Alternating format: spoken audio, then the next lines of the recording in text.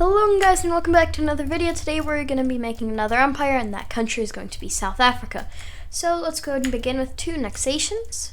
No need to map these out. Lesotho and Eswatini, two very small countries, one inside South Africa and the other almost fully surrounded by the country. This, first things first, I would love if this happened. The borders are so much cleaner here in Africa, and those are two smaller, less important countries that you don't have to remember everything about.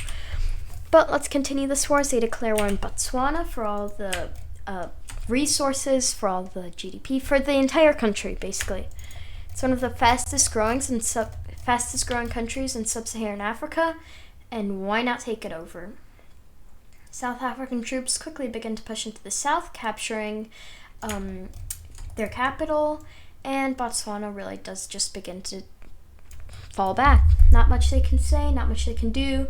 Their country is being invaded by South Africa, by far the most powerful in the region. And with the fall of Botswana, South Africa has cemented their place as the #1 country in Africa. In real life, I'd say they're in contention with Nigeria and Egypt for that title. South Africa, Nigeria, and Egypt fighting for the #1 strongest country in Africa.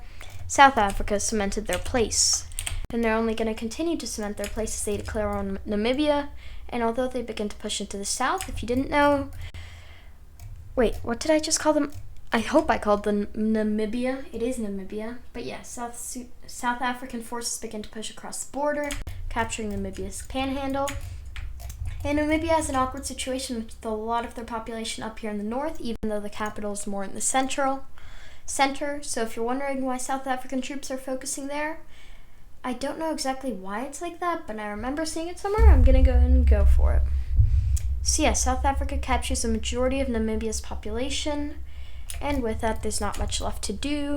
Namibia surrenders and is once again annexed by South Africa, which, if there was still any doubt of Egypt or Nigeria being more powerful, well, not anymore.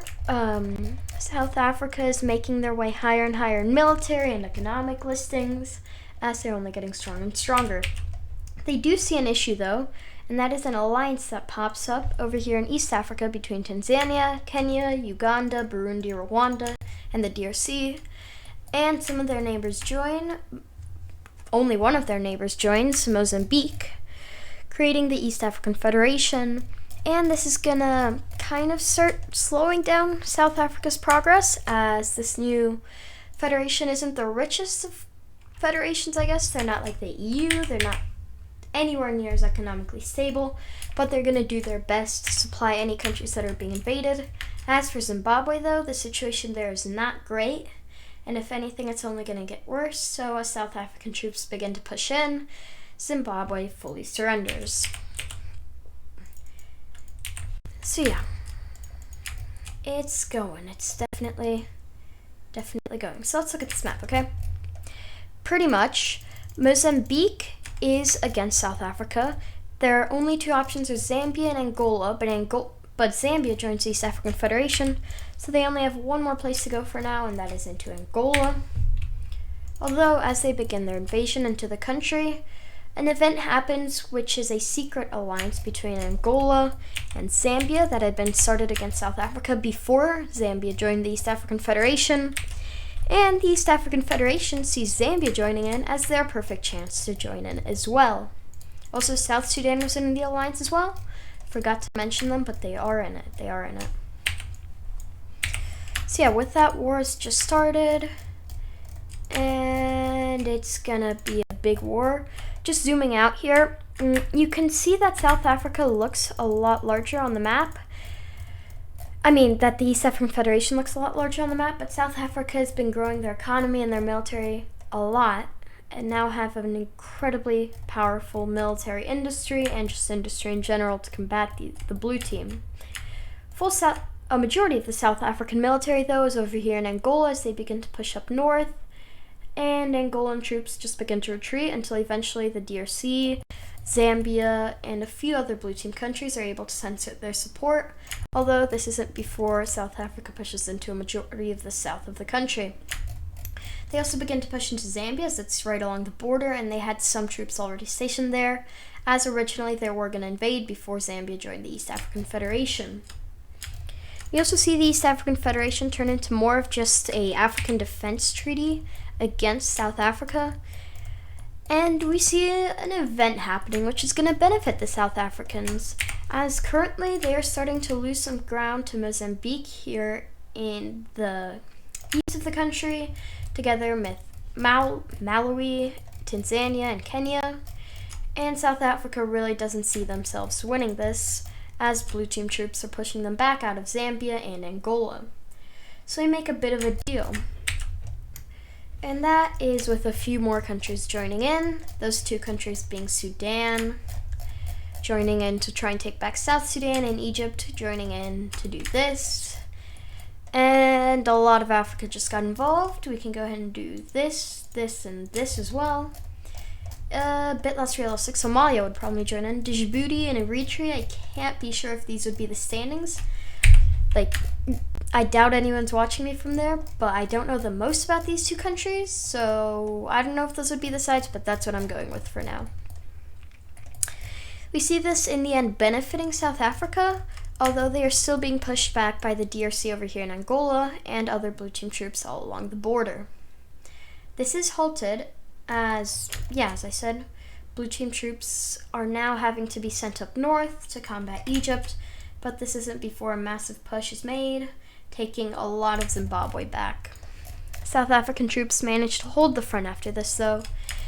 And let's go ahead and take a look at the northern front, where Kenya and Ethiopia are having a pretty easy time pushing into the unstable Somalia. Somaliland rebels, and honestly the country doesn't last very long. We also see troops from Djibouti and Ethiopia begin to push into Eritrea, while at the same time Sudanese troops begin to push into South Sudan, who had a lot of their army being sent south.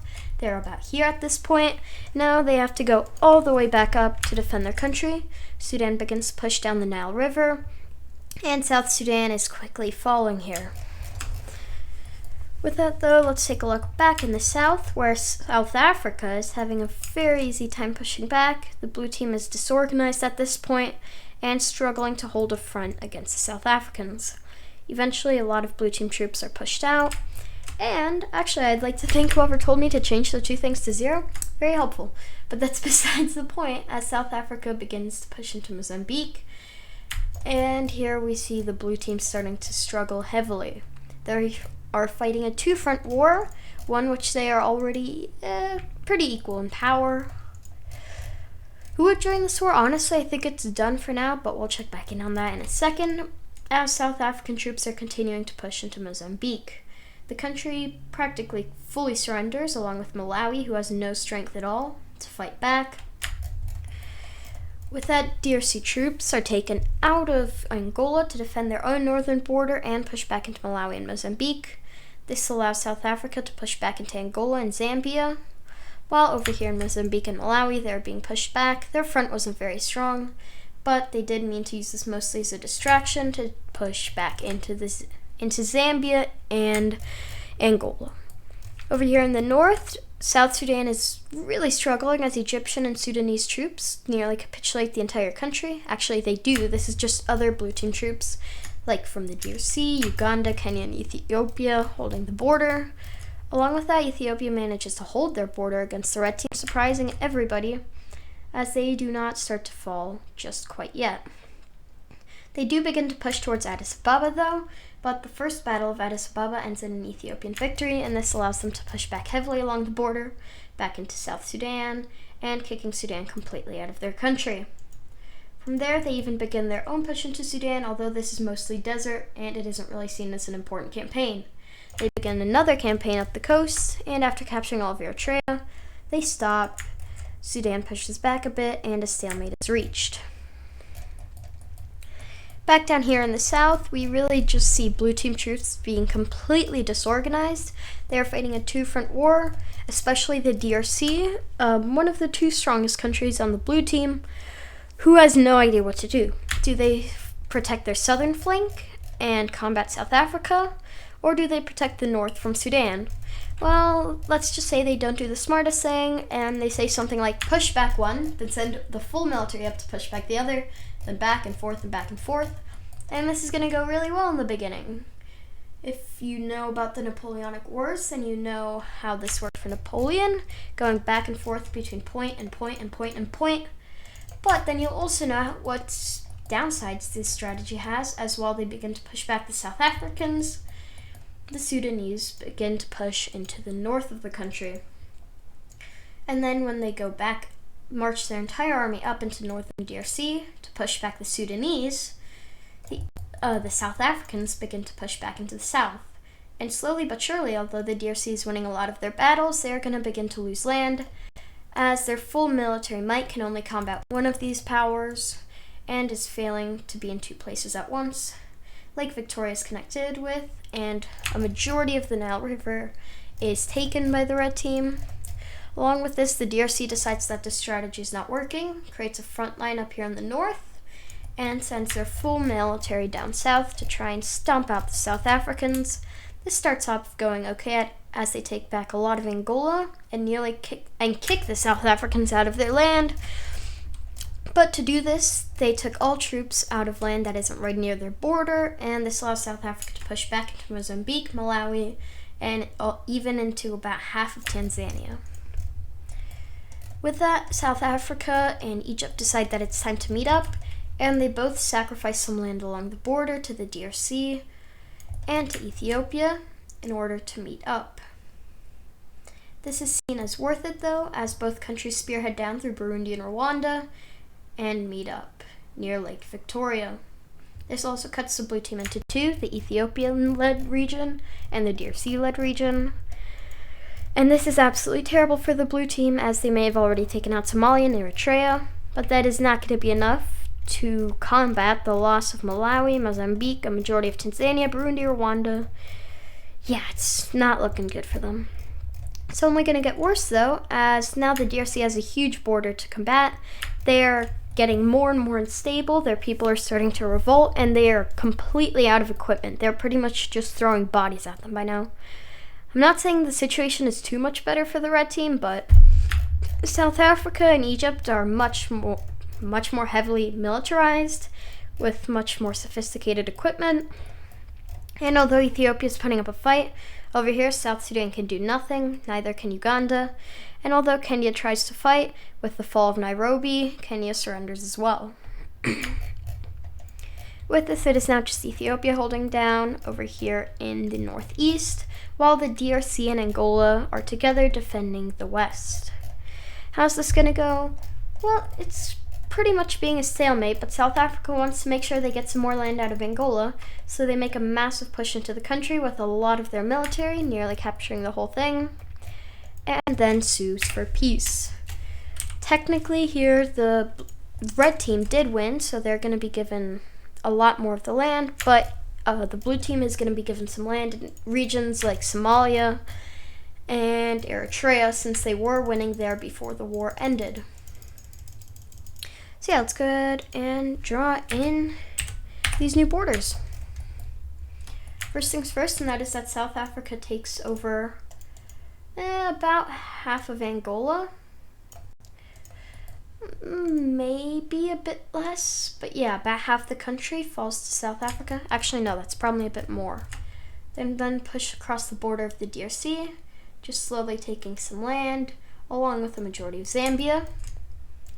They then push down along the river, allowing Malawi to keep some of their land, but push back up when they reach Mozambique, even into a tiny bit of Tanzania. As for up here in the north, Sudan annexes a majority of South Sudan, with the country standing no chance with the land that's left and being divided up by the rest of the East African Federation, with the DRC getting a bit of land and the rest will go to someone I'll show you in a bit. As for Ethiopia, while Somaliland is given independence for rebelling, and although a little bit of southern Somalia is given to Kenya, the rest of it is given to Ethiopia. Along with that, Djibouti gets a tiny bit of land out of Eritrea, whilst Ethiopia takes a majority of it. With that, Sudan annexes the rest, as it is not nearly strong enough to hold down. I should probably also color this all in red. And let's go and finish drawing in these borders, as a few new kind of groups are going to be made, which I'll show you guys in a second. first things first, can we just appreciate how big South Africa's gotten here? Yes, Sudan and Egypt have expanded, so they're going to have some more competition for number one. But considering how much land and influence this has given them, I don't think anyone else is even contending anymore. Egypt and Nigeria are still two very strong countries who are rising in global ranks. But at this point, South Africa has grown a lot. And honestly, I think they now completely deserve to be called Southern Africa, because it's not just a country anymore, it's literally the entire region of Southern Africa. At least if you ask me. So yeah, let's just go ahead and finish drawing in these borders, and I'll show you the final result. But yeah, this new alliance I was talking about is with whatever's left of Zambia and Malawi, along with anything that's left of Mozambique, all that's left of Tanzania, Kenya, Burundi, and Rwanda. Just all of these countries that used to make up the East African Federation. It used to be an alliance. It used to be, well, in real life, it is not a military pact, but it has been suggested before. Well, honestly, I don't know if I should say all these things because I could be wrong, but here they turned into a massive African alliance, and they are now just going to unite. Not all of them, but a majority of them. Kenya joins, and Uganda joins,